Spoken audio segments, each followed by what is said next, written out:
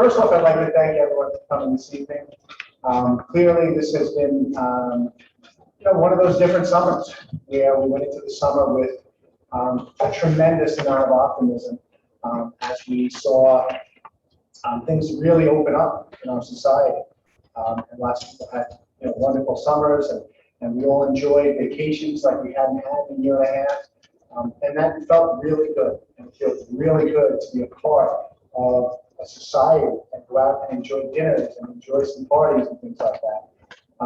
And as you know, most recently, with the Delta variant coming about, we've seen an uptick in infection rates throughout the nation, throughout the state, and certainly in our county. And so this year has been just such a strange year for us. And we had said one of the things that was going to be our highest priority was coming back as normal as possible. And that absolutely 100% has been our goal in terms of our plan. Unfortunately, we didn't really have guidance. We didn't have guidance until very late. I'm going to share that with you. But once we did get some guidance, once we did have some information to share, we quickly engaged our reopening teams at the district level and at the individual building levels. And I want to thank those people that are here in the room that helped contribute to that. We have members from all of our associations, the leadership from our administrative association, Dr. Reggio, and our administrators, thank you for being here. Several of our teachers, and Ms. Valentine is here representing the Senators Teachers Association. Thank you also for being here, and other teachers. Ms. Fish, thank you for being here from our Professional Association. And Ms. Murray is here as well. Thank you for being here from our Clerical Association. And I think it's a strong testament to say that, as a district, all of our unions, as well as our, administrative team, district office, and Board of Education, really pulled together and got behind a reopening plan that we can support for that we believe is good for our community. So I'll begin by saying that it's welcome back, and we are so excited to welcome back our students on September 9th. This is an odd year because we've got a couple of holidays built into the Labor Day weekend. So what we chose to do is bring back our teachers Wednesday and Thursday prior to the long weekend, and have a couple of conference days to prepare for the upcoming school year. Knowing that there might be some challenges, we kind of put some front-end staff conference days on so that we can prepare appropriately. But our students will be back on September 9th. As you walk around, you notice that there are some differences in the building.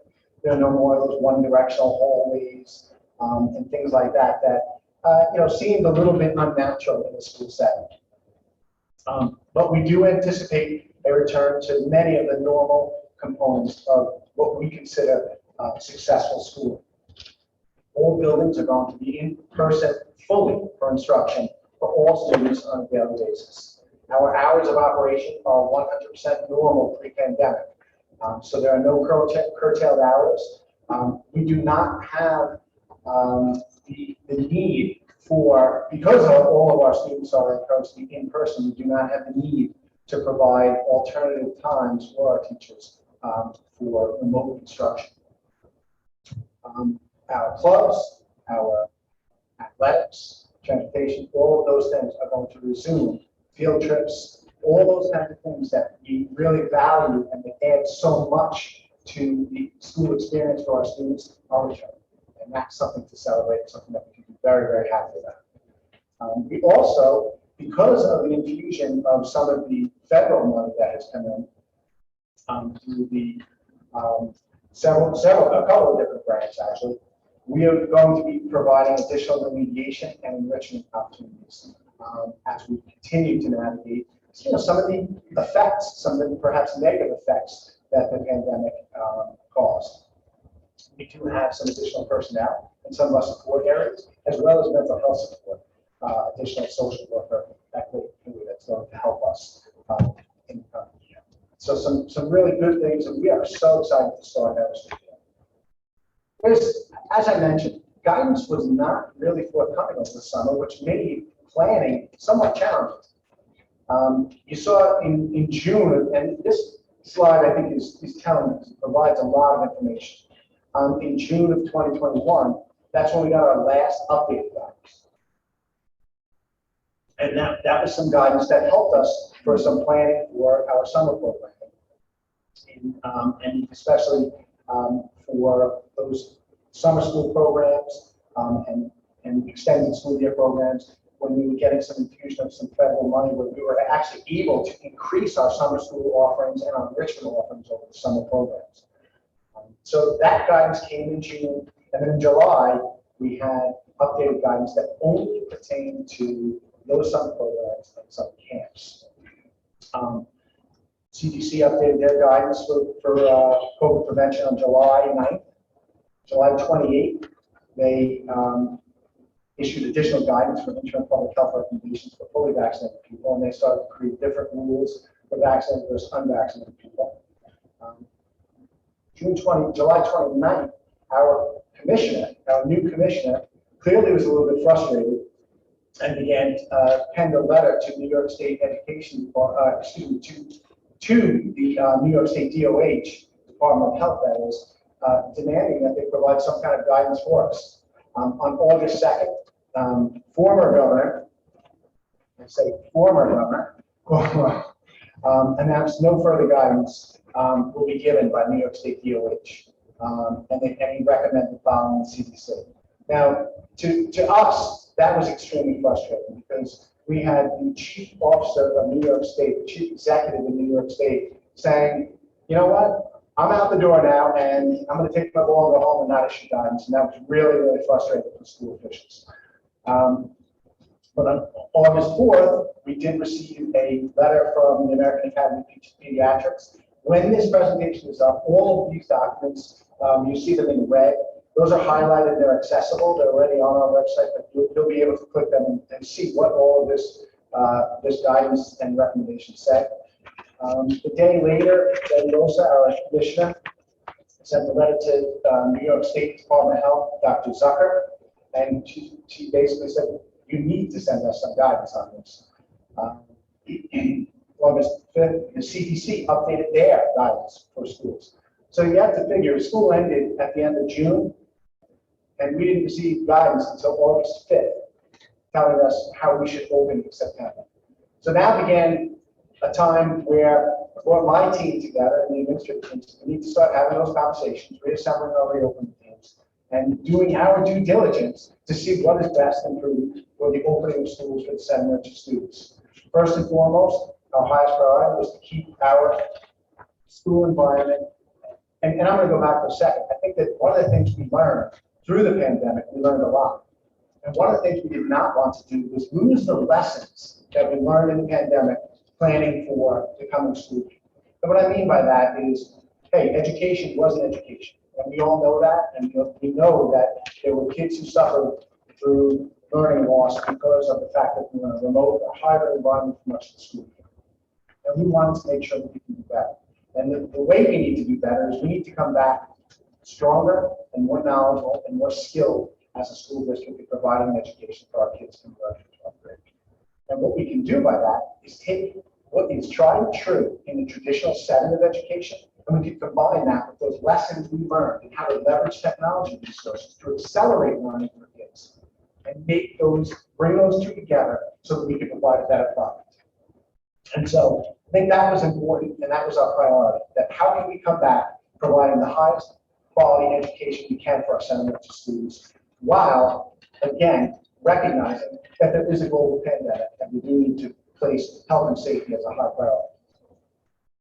Oops, I'm sorry.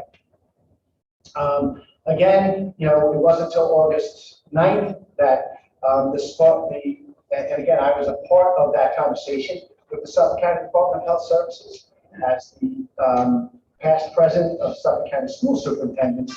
I have well-established relationships that enable me to try to have those conversations and leverage some of those conversations so that we can pressure our local Department of Health to issue guidance that is very clear for schools. New York State Education Department released a health and safety guide for schools in August 12th, 2021.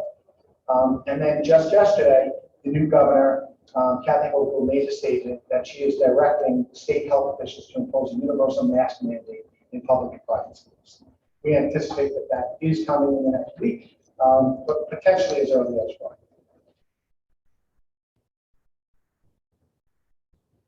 So what I would say about this coming school year, I want to look at this as a continuum, because I don't think that we can look at anything in isolation. I think we have to look at this as phase 5, if you will, of a long road that began in mid-March of 2020. You know, phase 0 was that D-Day. I remember coming back on March 2nd from Albany, and I was briefed by the New York State Department of Health about this thing called the coronavirus. We joked about how it was, just, to my knowledge, just a beer, coronavirus. And then all of a sudden, a week later, we were having, actually on the 3rd of March, we were having conversations internally about if we need to switch, maybe flip the switch to remote learning. What are we going to do with Moriches? So starting those conversations early got us a leg up and got us a head start on making things happen quickly here at Moriches. But by mid-March, we were shut down. We had to go 100% fully virtual. The unspeakable happened. And we, thanks to the resilience of our kids, thanks to the resilience of our families, and especially thanks to the resilience of our teachers, we did just that. And as a community, we didn't skip a beat. We supported each other, and we all came together. And that's the kind of thing that is remarkable about our community. Our community is a community that absolutely looks at the big picture, and I have to thank our community for the support that we've had over the past year, because the emails and comments that we've gotten have been that, we appreciate the fact that you weighed everything, you didn't make hasty decisions, you had kind of that slow, methodic approach to reopening, and it was done in a systematic way that ensured the health and safety. Would some people have liked to have seen us open a lot quicker? 100% yes. Would some people have liked to have seen us open a little bit slower? Absolutely. But I think that overall, what we tried to do was strike the balance between providing education we are 100% committed to, the balance and that public health system. So phase 1 in September, excuse me, that was the start of the new school year, and that saw us in a K-12 hybrid model. Nobody liked it. Nobody liked an alternate weekly schedule. Nobody liked shortened days. Nobody liked Wednesdays off for remote learning and deep cleaning. But that's what we did because that's what we knew. And so we did it. And we did the best we could. We learned more, and we took feedback from the community. And we, in October, during the middle of October, we went and we realized that we could do some things a little bit differently. We introduced barriers that we understood to be something that could be helpful. We took all the furniture, all the extra furniture out of every elementary classroom to push kids out to 6 feet, because that's what we knew at the time. And guess what? We were able to get the kids in 4 days a week, which was a help. 2.5 more days a week. And 6 to 12 was still come April, again, with a little bit more experience, with a little bit more knowledge, with a little bit better guidance, we started to look at what can we do for all students K-12 returning to in-person 5 days a week. And that was something that we put as a priority. Our community absolutely wanted it, and we got to that point, and we were happy to do that. In the summer of 2021, new guidance came out, and this was the point of complete optimism, where we had this idea that we can, because of our reduced capacity, because of things, we can actually take off the masks and invite kids into our schools. And that was something that we felt very, very strongly about. And we did. And I have to say that was something that looked like we were going in 100% the right direction. Unfortunately, there were situations that we've seen around the island where the Delta variant is something that's different than what we saw previously. I could say during the 2020-2021 school year, we didn't see school spread. We didn't see school spread because we were doing all of those things, taking the guidance, we were sticking to the guidance, and trying to adhere to it as best we could to ensure health and safety. Over the summer, when someone in one of our classes got COVID, unfortunately, every single person that was in that classroom died. So we know that that was a circumstance that we could attribute likely to school spread. And what was different? There was a different variant, and there was one other factor that was different: masks. We didn't have masks. And so that was troubling for us, and we had to start to rethink that. But again, we were relying on guidance, and with the guidance for us. So now, here we are in September of 2021, and we're going to welcome back 1,502 students to a new school year, and we're planning for that. And so we are in phase 5, and we are very optimistic that phase 5 will be the last of the phases, or hopeful. The COVID safety guidelines, and some of these were in the memo, that came out are all here. The safety and well-being of the students, of course, is our highest priority, and our community and maintaining health and welfare of everyone in our community is a huge priority. So all the practices governing student, adult, and student and adult safety are aligned to these recommendations. The CDC, Sub-County Department of Health, American Academy of Pediatrics, and New York State Department of Education. And so you will see that when you click on these, you'll be able to look at what all the guidance says, examine it, and understand that everything we've done in our reopening plan is aligned to these documents. These are some recent comments, actually within the last day, that came up. Governor Kathy Hochul came in her first day, and about 5 minutes into her press conference, after she was sworn in at midnight, and then a ceremonial swearing in at 10 a.m. At 3 o'clock, she had a press conference. And by 3:05, she made the comment that health officials are to impose a universal mask mandate in public and private schools. And so that was met with a couple different comments. The Andy Pallotta, the New York State Unified Teachers President, stated, "We support universal mask wearing as part of a layered mitigation strategy that also includes robust COVID testing, contact tracing, proper ventilation, and other strategies recommended by public health experts." And then Charles Diedrich from New York State Council of School Superintendents stated, "We welcome Governor Hochul's decision to go forward with a statewide mask requirement for schools. Throughout the pandemic, we have asked state officials to give us clear rules on issues protecting the health of our students and our employees." I think it's important to have clear rules, because without clear rules, what I'm doing in St. Moriches could look very different than what's happening in East Management, in Portsmouth, in Schenectady, New York, or Juneau, Alaska. But when we have rules, and when we are asked to do what we're asked to do, and when, as a school leader, I put my hand up and I take an oath to uphold the Constitution of the state of New York and support the St. Moriches School District to the best of my ability, the rules help us because we know exactly what we said and what we have to do. So we are proposing, again, the following COVID safety protocols for the school year.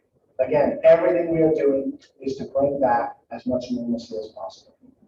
As far as the masks go, it is my recommendation, the recommendation of the reopening teams, to have 100% masking inside for all students and adults, except when eating, of course. Outdoors, there will be no requirement for masking. That's an individual choice. Some people will want to wear masks outdoors. And on buses, it is already a mandate right now. Like I said, we anticipate the indoor mandate coming soon, but for buses, it is a mandate for 100% masking at this point for all transportation. As far as barriers, air moves, and we learned that, and we know that barriers were an impediment to learning last year and did not serve a useful purpose in curbing the spread of COVID. So we are removing barriers. We are not putting barriers in between students and teachers. We had temperature checks. That was a mandate last year that everyone needed to be checked for temperatures. And what we knew, I'm not a health expert, I'm a doctor, but I can prescribe books only. But what we knew was that temperature checks didn't seem to be aligned to anything we were seeing. Kids who had COVID came in and, even if they tested positive after coming to school, they were not children that demonstrated temperatures. So we did not feel that that was reliable. We still no longer feel that there's a strong correlation there. So we're not doing the temperature checks. The health attestations, well, it's seeming like a good exercise, also did not provide us good information. As far as quarantines go, we believe that quarantines will be much less likely this year, and they will not be necessary. And I have a slide to demonstrate this in a little while. They will not be necessary if masks are worn properly. Lockers will be used at the middle school and high school. Social distancing.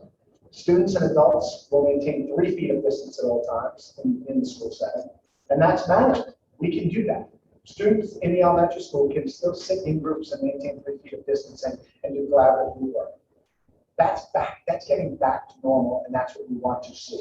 We want to see kids interacting, working together, collaborating, doing all of those 21st century skills that we know mean a lot to their education. The mandate for distancing in music, and that's projecting in chorus and wind instruments, is 6 feet. And eating and sharing food is also 6 feet distance and recreation. As far as hygiene, we are keeping lots of hand washing, all those extra turns around, cleaning knobs, letting the custodial staff and wipe the tables, all that kind of stuff will be things that are done proactively, and encouraging and teaching appropriate hand and respiratory hygiene to our student staff. As far as the health monitoring, again, this is encouraging adults and students with any kind of symptoms that are consistent with COVID or any illness really should stay home. Any person or household member or person having results of COVID must also stay home. Because again, if there's a suspicion that there is COVID in the home, then we really do want people to be staying home with those. As far as the playgrounds, facilities use, we are open for business, folks. We want to see our fields being used. We want to see our grounds being used. Just following the normal district protocols for facilities use requests through our school app. So really, when we look at this, yes, there are distancing, and yes, there are mask requirements. But otherwise, we are looking to be as normal as possible within our schools. In the event that there becomes a need, our plan does also include some of those things that we would refer to as layered mitigation strategies. So in the event there's a particular spike where we see school spread, well, then we would have to go backwards on it. I do want to touch on one thing. As many people here know, I am a very strong advocate for schools. I have a loud voice in the state and connected at the state level on the Commissioner's Advisory Council and the House of Delegates to the Commissioner.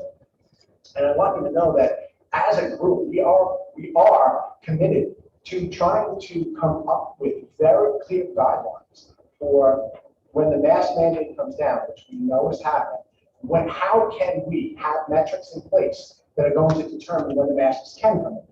So if there's infection rate in the community at a certain level, we should be able to go backwards and say, now comes the point where we haven't seen school spread, we haven't seen the cases, the community spread is at this, and our vaccination rate, whatever those metrics are that are, that New York State Department of Health can approve, that's what we're advocating for. So that we can have that kind of clear guidance to say, all right, so Moriches, we've hit all those benchmarks, we cannot take our masks off. So that is one thing that I can assure you that we are working on as well. As far as the quarantines go, we have received updated guidance on quarantines. We are obligated to report students and staff who test positive for COVID and have to perform contact tracing to identify close contacts, both vaccinated and unvaccinated, and we have to direct the 10-day quarantines. So it is still a 10-day quarantine. If you recall, it used to be 14, now it's 10. But it is, this mandate is put upon the schools to do the contact tracing. I would commend Dr. Soto. Dr. Soto last year was our COVID coordinator for the district, and he did amazing work, such a truly professional, truly detailed, And really got it and had to have hard conversations with families and people, but really, from start to finish, Ricardo, I thank you from the bottom of my heart because the work you did was critical to having success as a school district last year. Really great stuff. And not easy, very difficult, challenging. But it is our mandate to do that again. So guess what? We got it. But if universal masking is in place, only those students and staff that test positive would be required to quarantine us. So if we do this right, other kids in school, we will not have. Last year we were, again, when you know better, you do better. That's the goal. Last year, when we had positive cases in classes, we were basically told that everyone would have to quarantine. It was, especially in elementary setting where kids are interacting, you can't account for some of that for extended periods of time. This year, we're getting different guidance. And if all students are openly masked, there will not be a quarantine risk. And vaccinated individuals will not need to quarantine. This is the slide I was telling you before. Slide on the left and the slide on the right, class 1 and class 2. The desks are 3 feet apart. What you see is the purple desk in the middle on chart 1 has a child that has COVID. If masks are on, all of those people in the green desks will not need to quarantine if they're 3 feet apart wearing masks for COVID. In class 2, a class without masks, now we would have a situation where all 9 students would have to quarantine. So it shows that for every individual case you have in your school, 8 additional students will be impacted. I am sure, I could ask for a show of hands of how many people had to quarantine. I'm sure it'll probably be everyone. I had to quarantine 3 times last year, and it's not easy to quarantine. Using apps like Instacart that I never knew existed to bring me groceries because my entire family was in quarantine. It's no fun. It is no fun, and we don't want to be doing that. And we don't want to be making those calls saying, I'm sorry, but your child sat next to somebody that tested positive for quarantine, and now you've got to quarantine. Oh, and by the way, your child's a varsity athlete has to miss 3 games this week because they have to quarantine. You don't want to do that. And so by putting a mask mandate in place in our schools, we eliminate the need to have to make those phone calls and disrupt families who I'm sure don't want that. As far as the vaccinations go, the CDC recommends, as we know, all persons eligible for COVID-19 vaccine 12 years and up to become vaccinated. That's their recommendation. People feel very differently about it, and we have never, as a district, promoted or said people must or should get vaccinated. That is not my choice as superintendent to tell people what they should or should not do. I am reporting out what the CDC says. However, we did make it available. We held 3 vaccination clinics in this district to bring the vaccine here, to make it easier for people who wanted to do it. And so what we see in Santa Moriches is in the 11934 zip code, first dose recipients, there's 64.5% of eligible people of the eligible population have a first dose. Only 58.3%, however, have completed the series. So, as far as the overall population goes, we are what would be considered in the state or county or country, I guess, as a lower vaccination community. So that doesn't mean anything other than the fact that when those metrics come out, that may impact the decisions that are made for us to, with a mask mandate. But just information for everybody to see because I don't, this is readily accessible on the New York State website. I'm not sure how many people really actually know that and have seen that. But clearly there is no, this is a parental decision. This is an adult decision and a parental decision. So for anybody that wants to get vaccinated, we know, where they are accessible. And as I indicated, as far as our instructional model, I talked a little bit before about taking everything we learned from the pandemic and the delivery of instruction and what worked, and combining that with our traditional model of instruction that we also know worked, and pulling the best out of both and creating the best environment for students to learn. Well, I think that clearly, as part of one of the commission's groups, I was tasked with running a group on what remote instruction might look like.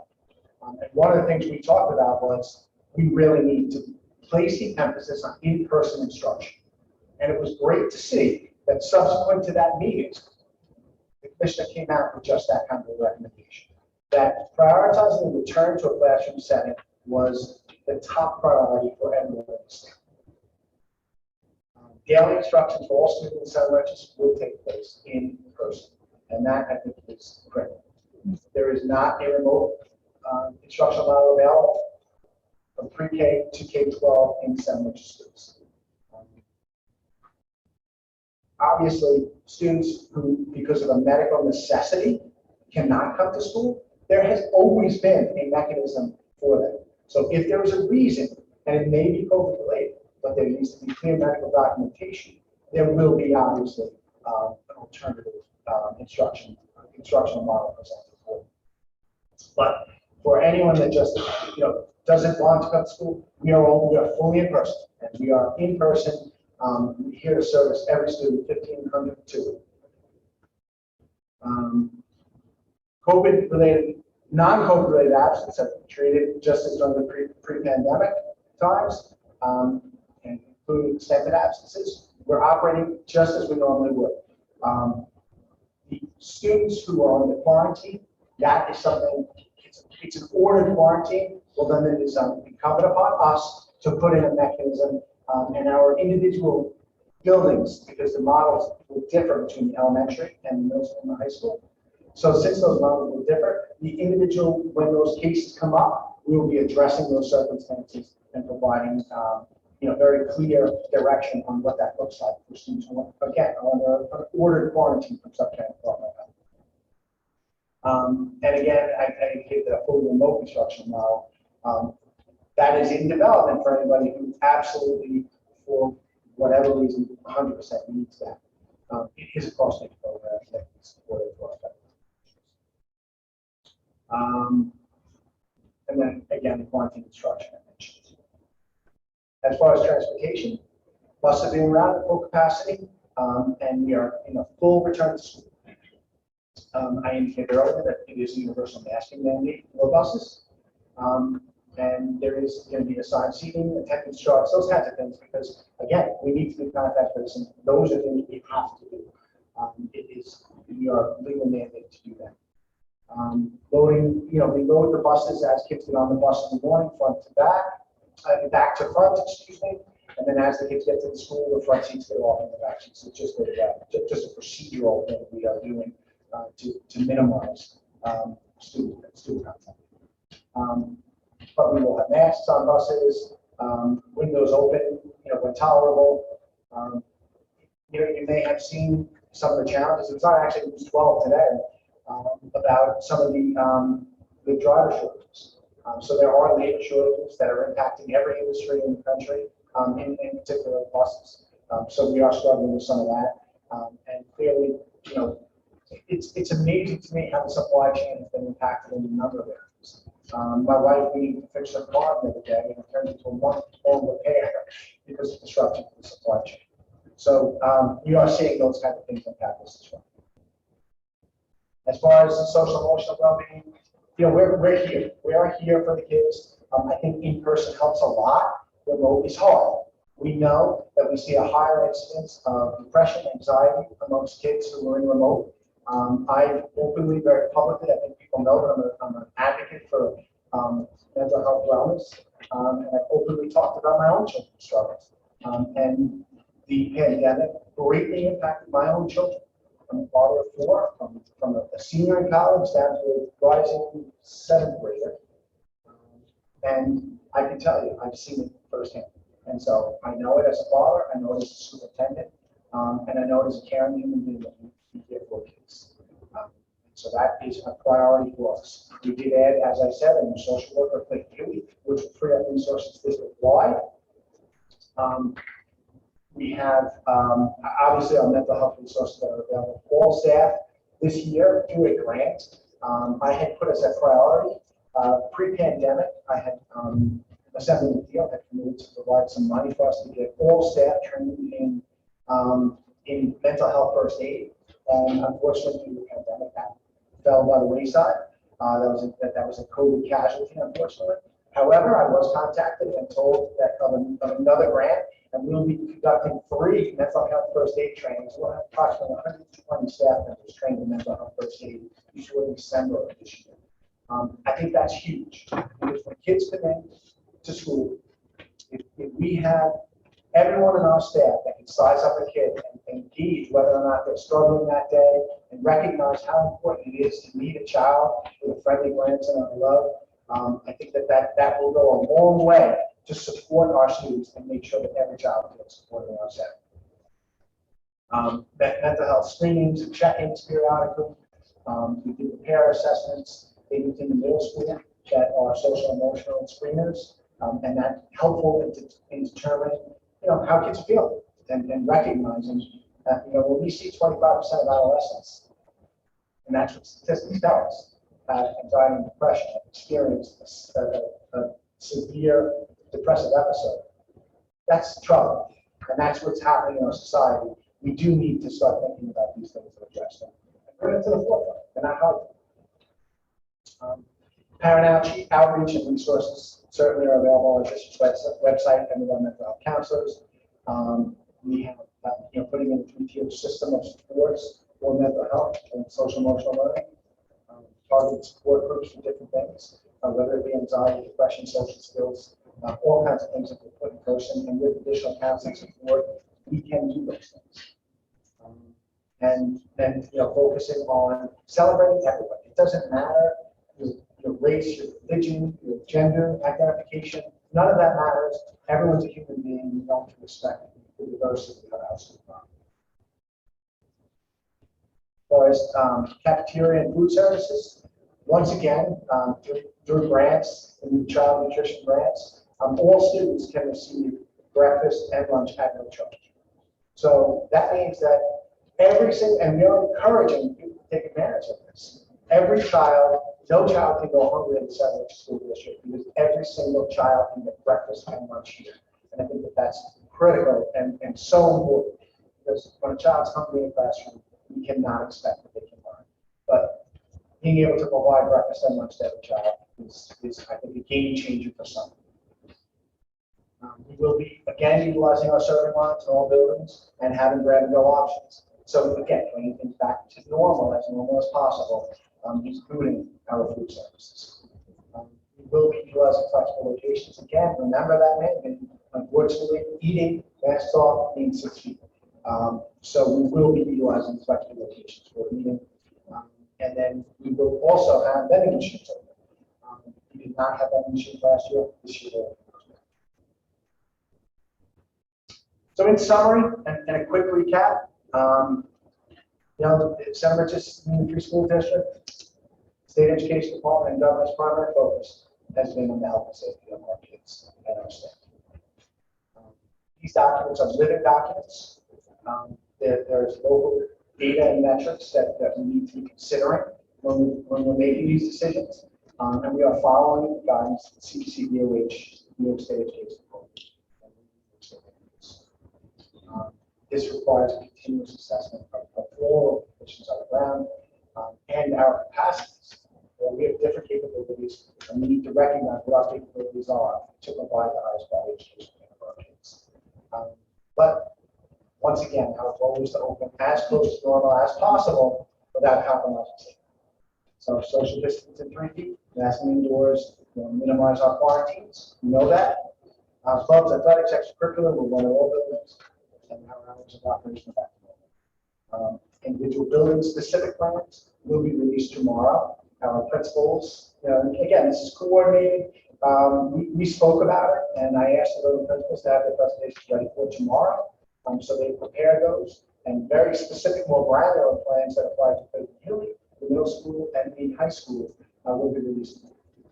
So with that, folks, I open it up to any questions or comments.